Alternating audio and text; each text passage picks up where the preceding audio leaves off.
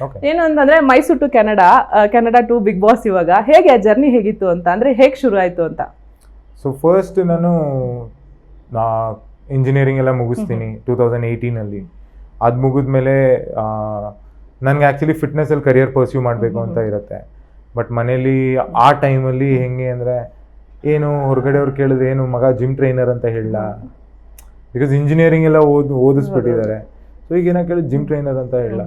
But ನಾವು ಅದಕ್ಕಿಂತ ಕಷ್ಟ ಇರೋ ಕೆಲಸಗಳೆಲ್ಲ ಮಾಡಿದೀವಿ. ಬಟ್ ಓದ್ಬಿಟ್ಟಿದ್ಯಾ ನೀನೀಗ, ನೀನು ಪುನಃ ಜಿಮ್ ಟ್ರೈನರ್ ಆಗ್ತೀನಿ ಅಂತ ಹೇಳಿದ್ರೆ ಪುನಃ ಅದೇ ಥರ ನೀನು ಹೋದ್ರೆ ಹೆಂಗೆ, ಸೊಸೈಟಿ ಹೆಂಗೆ ಅಕ್ಸೆಪ್ಟ್ ಮಾಡತ್ತೆ ನಿನ್ನ.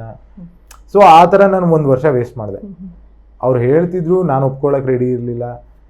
ಏನೋ ಒಂದು ಸ್ವಲ್ಪ ಇನ್ಕಮ್ ನಾನು ಟ್ರೈನಿಂಗಲ್ಲೇ ಎತ್ಕೋತಿದ್ದೆ. ನಾನು ಜಿಮ್ ವರ್ಕೌಟ್ ಹೋದಾಗ ಸೈಮಲ್ಟೇನಿಯಸ್ ಆಗಿ ನಾನು ಬೇರೆಯವ್ರನ್ನೂ ಟ್ರೈನ್ ಮಾಡೋಕ್ಕೆ ಶುರು ಮಾಡಿದೆ.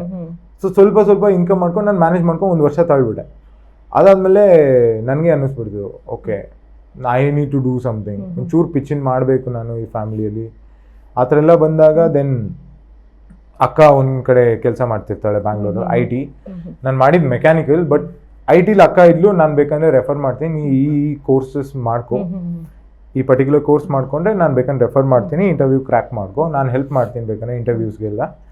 ಆ ಥರ ಎಲ್ಲ ಅವಳು ಹೆಲ್ಪ್ ಮಾಡಿದ್ಲು. I got a job.